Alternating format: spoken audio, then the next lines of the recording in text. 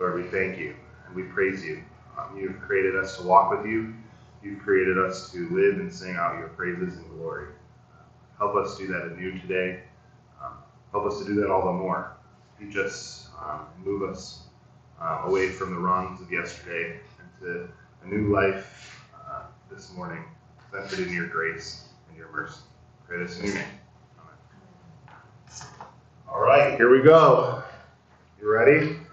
Okay, so 1, 2, 3, 4, 5, 6, 7. All right, so why don't we have start over here. Paul, do 6 through 8. James, just finish out 9 through 12. Dolores, 13 through 14. Jack, 15 through 16. Eric, 17 through 18. Elizabeth, 19 through 20. Connie, bring us home from 21 through 24. Okay, and then we'll reorganize ourselves for the final few verses. Noah was 600 years old when the floodwaters came on the earth. And Noah and his sons and his wife and his sons' wives entered the ark to escape the waters of the flood. Pairs of clean and unclean animals, of birds and of all creatures that move along the ground. Male and female came to Noah and entered the ark, as God Elohim had commanded Noah. And after the 7 days, the flood waters came on the earth. In the 600th year of Noah's life, on the 17th day of the second month, on that day all the springs of the great deep burst forth, and the floodgates of the heavens were opened, and rain fell on the earth 40 days and 40 nights. On that very day, Noah and his sons, Shem, Ham, and Japheth, together with his wives and the wives of the 3 sons, entered the ark. They had with them every wild animal according to its kind, all livestock according to their kinds, every creature that moves along the ground according to its kind, and every bird according to its kind, everything with wings. Pairs of all the creatures that have the breath of life in them came to Noah and entered the ark. The animals going in were male and female of every living thing, as God had commanded Noah. Then the Lord shut him in. For 40 days the flood kept coming on the earth, and as the waters increased, they lifted the ark high above the earth. The waters rose and increased greatly on the earth, and the ark floated on the surface of the water. They rose greatly on the earth, and all the high mountains under the entire heaven were covered. The waters rose and covered the mountains to a depth of more than 15 cubits. Every living thing that moved on land perished.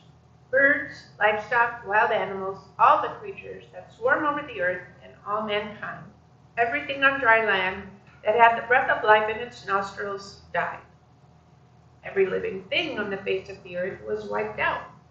People and animals, and the creatures that move along the ground, and the birds were wiped from the earth. Only Noah was left, and those with him in the ark. The waters flooded the earth for 150 days. All right, let's keep going one verse at a time, starting with Paul.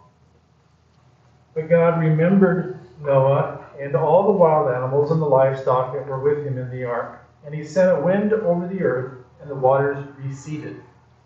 Now the springs of the deep and the floodgates of the heavens had been closed, and the rain had stopped falling from the sky. The water receded steadily from the earth. At the end of the 150 days, the water had gone down. And on the 17th day of the 7th month, the ark came to rest on the mountains of Ararat. The waters continued to recede until the 10th month, and on the first day of the 10th month, the tops of the mountains became visible. All right, excellent. Let's back up to verses 6 through 12. Without reading too far ahead, but what numbers seem to be drawn out pretty significantly throughout the Noah's narrative here, especially here in these verses? 6, 7, 6, 7, and 17. 40, yeah. 17.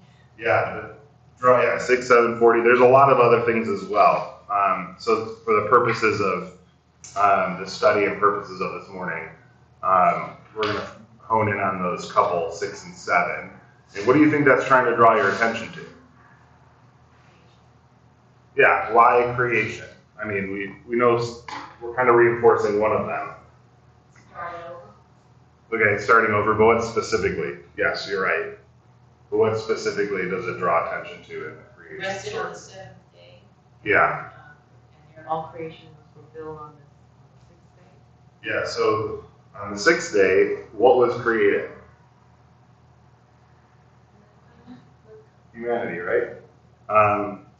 Mankind, humanity. Okay, so who in these first few verses is the 6 attributed to? Even if it's in hundreds.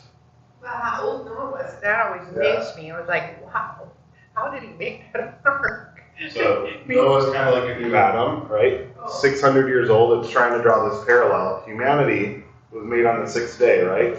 And now it's talking about Noah. He's 600 years old. Okay, so it's trying to communicate this. It's starting the complementary theme of the co-dwelling here, right? That in the 6th day, God created Adam to dwell, okay? And the 7th day, God, the resting is really God coming and making a home with him, right? With humanity. So it's kind of the same thing. Noah being a new Adam type, okay? 600 years old, trying to draw your attention to the chapter 1 of Genesis. It's communicating that there's going to be something where Noah he's going to be dwelling, right? And then we have the introduction or the continual reinforcement of 7s, communicating this idea of God dwelling and there being a co-dwelling, okay? So it's not an accident, right, that this is being drawn upon. Now, here we go. When you hear the word floodwaters or floods or Noah's flood, what do you imagine? Something you see on the news now that 25,000 times and magnified or something. Yeah. It's just utter destruction. A tragedy. Yeah, a tragedy.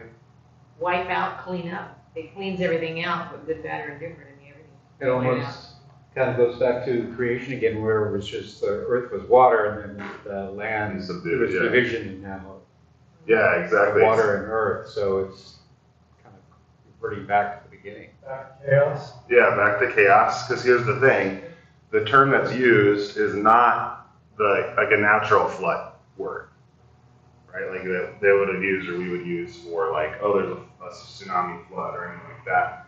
It specifically holds the meaning of more or less heavenly ocean, okay? And waters that are outside of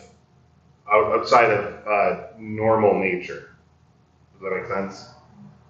So they're kind of like the cosmic waters, kind of reinforcing what we've gotten there. So yeah, it's these cosmic waters that were introduced 7 chapters ago, as you're highlighting. And it's making it clear this isn't just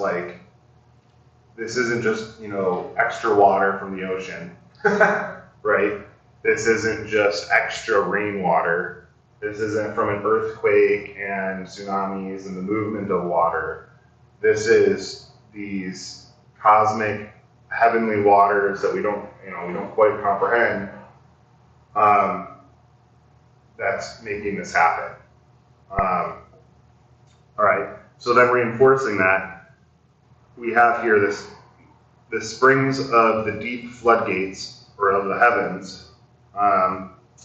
It's the springs of the deep and the floodgates of the heavens. What happens to them?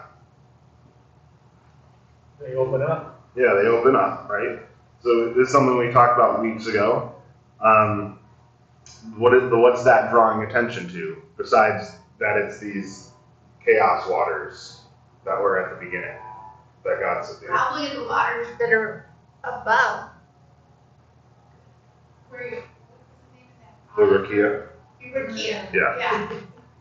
There, somehow, there was a hole and they melted. Yeah. So the Rakia was released. That was always intended to kind of hold up the cosmic structure of the ocean waters, right? Or not the ocean waters, the heavenly waters, these cosmic waters, right? And then the dry land, which was meant to be what comes out of it to subdue the waters, Because is probably if it just was plain raining like we know it today, it would never flood the whole earth in 40 Right, days. Yeah. right. Need Think more about the water than severity that. of it. Yeah. Think about the severity of that it's higher than the mountains, Yeah. right? Like just how do you fathom that? 15 cubits. Yeah. How do you fathom that, right? Higher than mountains that we can barely even see the peak of, right? The only way we can make sense of that is what it's emphasizing is that this is the cosmic waters. This is the undoing of Genesis 1 and 2. Right. It's like your shower head's going and the tub's backing up, so it's filling up both ways on a global basis. Yeah. That's what's great. Yeah. But you say no water, oh yes, we're, Um, 3/3 of water, right? It's almost like an image of the Lord. He's opening his arms and saying, no more there are division between the waters and land anymore. Yeah. Right. And so one thing that's really, I think, important to note is obviously there's catastrophe here, right? But the main focus is not just a simple like catastrophic event. It's bigger than that. It's a complete cosmic collapse. Okay, it's a collapse of the cosmos, okay, which leads to catastrophe, but it's not the same way we think of catastrophe in terms of natural disasters, right? This is the whole cosmos collapsing in on itself. Okay. So let's read the quote at the very, on page 64, I put that here. All right, kind of essentially stating in its own way what we have been talking about here. Anybody want to read it? The quote, bottom 64. In Genesis 1, the reader is introduced to a world in which watery chaos rules supreme until God's intervention brings order. The flood account in Genesis 6, verses 6 through 8, chapter 6, Yeah. tells the story of how, when the world was corrupted, God withdrew the restraints placed on the waters at the time of creation, and they flooded the world once more from the great deep. You don't need to try to. If you want to. No. And the windows of the heavens, and the windows of the heavens. Thus the chaos waters by their very nature are symbolic of the absence of order in creation. In the flood narrative, they denote the reversal of creation. All right. So just echoing what we've been talking about so far. Any questions? Reversal of creation is the key. Okay. Let's keep going here. Versus When you rewatch the Noah movie of the springs everywhere, started popping up. it Yeah. started popping up.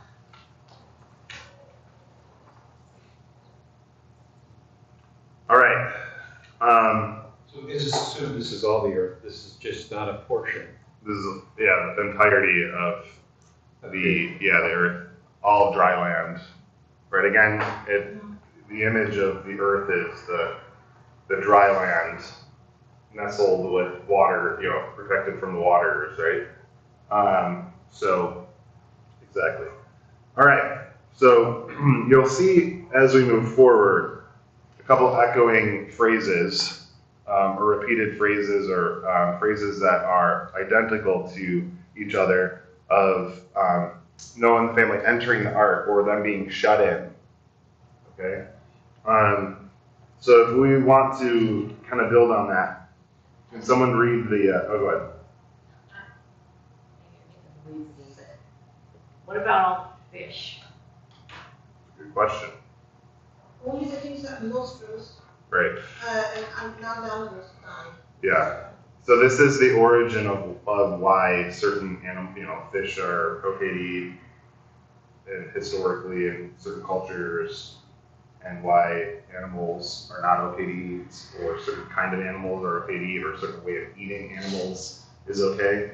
This is kind of some of that, echoing back to Genesis here, because it's the idea of the ancient understanding was fish didn't have breath of life, right? They didn't breathe air, right? So they were seen as a kind of, I don't want to say lesser than, but not as set apart as land animals. Does that make sense? Yeah, well then if whales would have been part of that because they breathe air and there's Right. a lot of animals that have to come to the surface Yeah. One of those gaps again. too. Or those little Right. kid things. One of those gaps. One of those gaps to like understand, all of it. Would anybody want to read that on 62, that paragraph, if you remember? I will. If you remember Genesis chapters 1 and 2, humanity by its own nature is subject to futility. Only by close relationship with God, God's providential hand holding up the cosmic structure, and God providing the means, the tree of life, would Adam and Eve attain life and conquer futility. All right. So, what's being set up here, if you remember that from weeks past, there's significance in this this discussion of then how Noah and his family are entering the ark. They are or being shut in to the ark. Okay, and what would that communicate? If you go to page 63, anybody want to read the top paragraph or a sentence? God provides Noah and the family and these animals, that means by which they attain life amidst cosmic collapse, of which all else and they normally would be subject to fertility. Does that make sense? Okay. So it's communicating again this idea that humanity, apart from God, is by its very nature futile. Okay? The only way that it is sustained in life, right, and it's able to flourish is, keeping it really simple, by the hand of God, right? His spirit, the breath of life, right? His providential hand, as we said, and him providing the means by which humanity overcomes futility. All right. So similarly here, there's this cosmic, the reversal again. There's this cosmic collapse, and as we see as the later verses, let me just kind of frame it with the question: God ordered creation to make it hospitable for life. Right? It went from chaos to making it hospitable. Now that it's completely disordered, now it's completely inhospitable. All right. Can life flourish?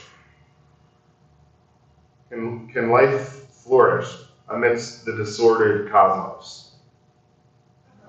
No, right? That's what's being communicated here. Everything else, because it's subject to futility by its very nature, would not survive the chaos, would not survive the disorder, would not survive on its own, right? Only would it survive or literally be on top of the chaos if God provides the providential means to do so.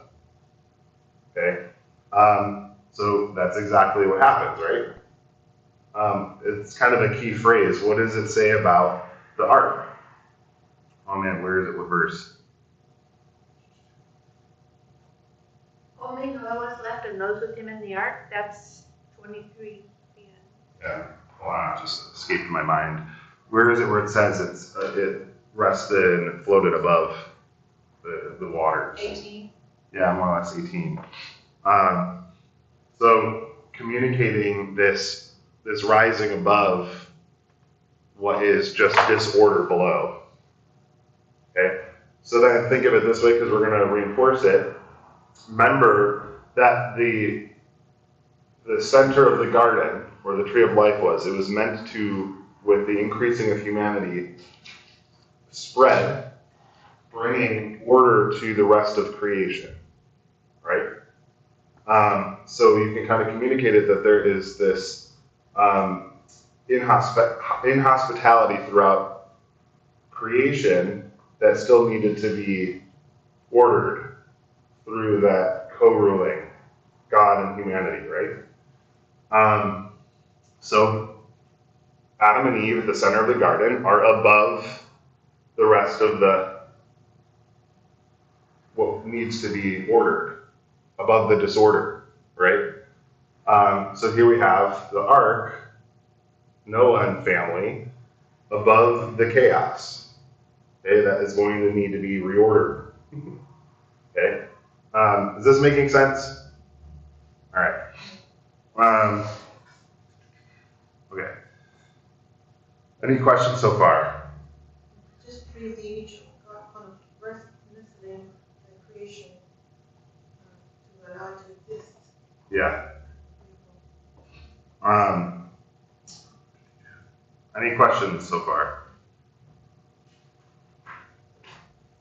I think he must have had to be on the ark, well, he's everywhere, but, and make sure that since there's only two animals, one's a male and one's a female, that they didn't get sick and die, or then it would have been the end of that particular species. A lot to take care of Yeah. during those days. If only there was a fly on the wall of what it looked like in the ark. And also with that, here's my little kid thing going. There's some animals were not in that region. Some animals are only in certain parts of the world. Australia. Yeah. And so that was, I was wondering, how did those, again, little kid, he was like, how did those animals know to go over there to get onto the ark? The most surprising thing of all, right? I should write a book of all my little Sunday school answers I never looked at. Again, I don't know. There's a lot of mystery going on here.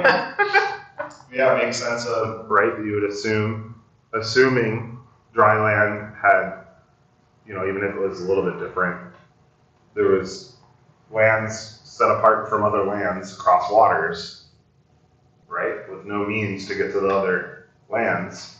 How does that make sense with animals going to that specific place? I don't know. And snow and heat. Yeah. Polar bear. Oh, yeah. I don't know, right? It's one of those things, I don't know. I just figured you can't think of the earth the way we see it today. That's, Right, we don't know. Yeah. The whole thing was supernatural for sure. Yeah, And we don't know. it was a landmark action of God. Yeah. but what I do. I'm sorry, finish. Big scale, right? Yeah. But the biggest thing is all those mothers, I'm sure everybody's the dinosaur. 6 minutes, it doesn't fit. I mean, more than anything else, if this was written by Moses, it's like a bit of foreboding on humanity, because did Moses know that Jesus was coming to save everybody? If he didn't know that, this could happen once, it could happen again. Other than the promise. Other than the promise that, the Lord, The rainbow was supposed to be, I'll never do this again, right? Yeah. yeah, Yeah, but that's afterwards. There's still. Just by a flood, that's all. There's other ways. Yeah. No more problem. Well, then there will be in a different way. Right. Yeah. There wouldn't be a cosmic collapse of the waters, right? in modern times, humanity has given the Lord a lot of reason to do this again. I think throughout every generation. From our action. But is all that water back up there, on top of the Kia? But we have a due date, we don't know what it is, but Earth is gonna be transformed once again, right? What I like is, it always talks about as God commanded Noah, but he also commanded the animals to make the trip. Right. Yeah, and then if you can create them, I guess that's no small feat shoving into an ark then, right? All right, let's move on to the final few verses here. I'll reread it.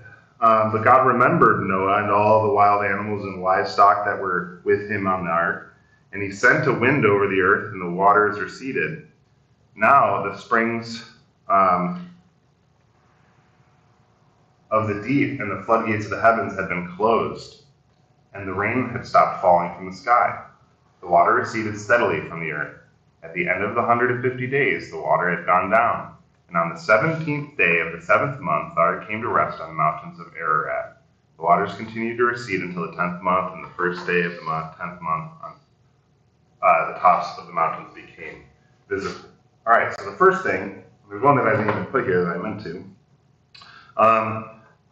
God remembered, right? That's a significant phrase. This sets up an important motif that will be emphasized throughout the Bible, and it's also reinforcing one that's already been introduced so far. What do you think?